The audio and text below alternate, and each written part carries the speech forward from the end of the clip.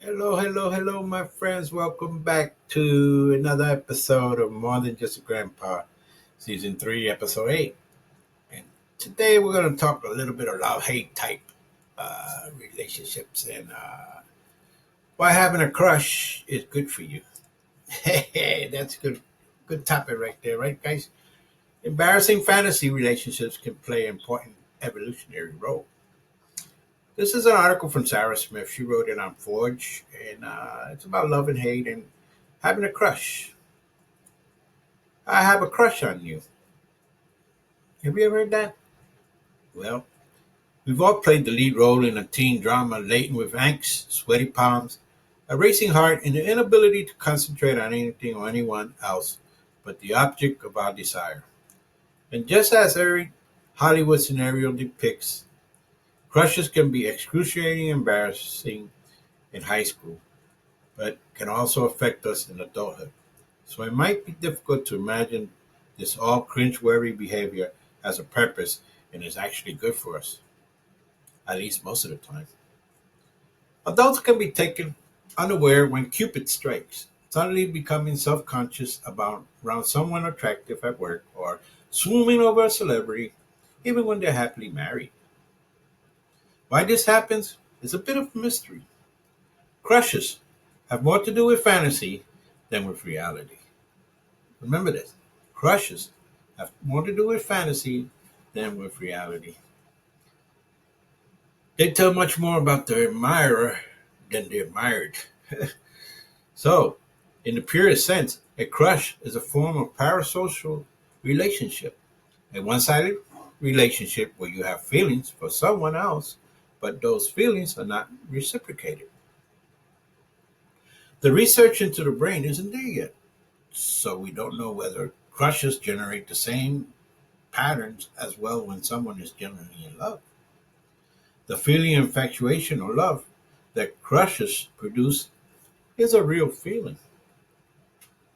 So what's going on in our heads? What's going on in our brains? It's thought when we're in love, we're in lust. The stress and reward systems in our brain are working overtime.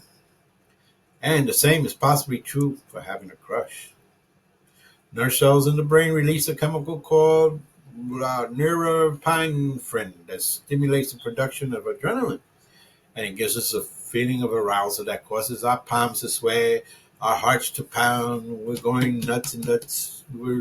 The feel good chemical dopamine is also being released at that time, making us excitable and talkative and blah, blah, blah, blah, blah, blah. You can be such a good talker and perhaps explain why we sometimes blurt out unimaginable and embarrassing things.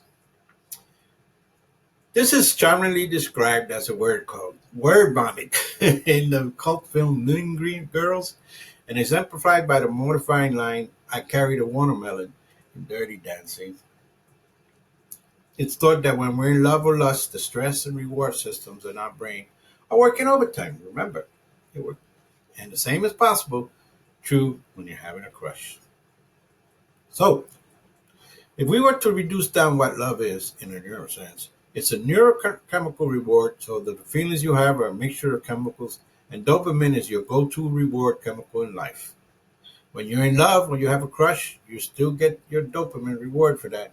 Even your feelings are not reciprocated. You can be in love with a certain person and forget that dopamine, but if that person doesn't love you back, you're still gonna get that dopamine. Because the thinking of unintended brief encounter can make us feel happy, and that's addictive. You just so addictive. The limbic area of the brain is thought to be involved in both love and crushes. When examining an MRI scanner, someone in love will typically have a high area in the activity in the area of the limbic system.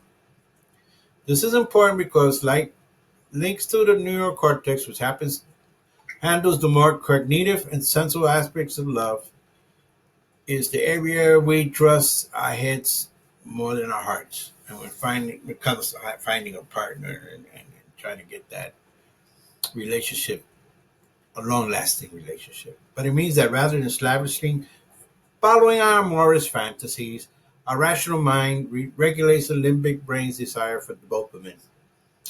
And when it wins out most of the time, because the limbic system is associated with addiction, getting over a crush can be tough. It can be rough. And some of us hold a torch for years. That sweetheart, high school sweetheart crush for years. Why do we have crushes anyway? Is there a higher purpose for having a crush, but beyond just making us feel good? Parasocial relationships in adolescence are a very valuable experience. They sometimes part of the development because they allow adolescents to start exploring relationships and their own sexuality and understand what attracts them in a safe way because they're not going to get hurt in the same way as they might in a real relationship. So it's important to distinguish between imagining what a relationship could be like or having a crush with the intention of exploring a real relationship.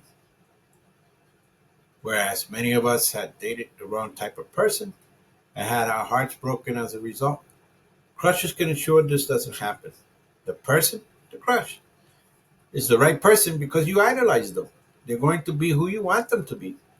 Therefore, it's very safe. In adolescence, crushes are a healthy thing and teenagers shouldn't feel embarrassed about it. It's healthy to have a crush.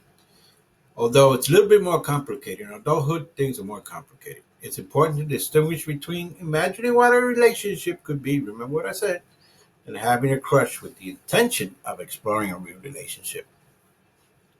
So crushes could be a way to help identify a future or an additional partner to meet our needs. Or they could be the sign of adults who are simply stuck in adolescence and unable to have a real relationship. A crush could be the gateway behavior to eventually leading to cheating too.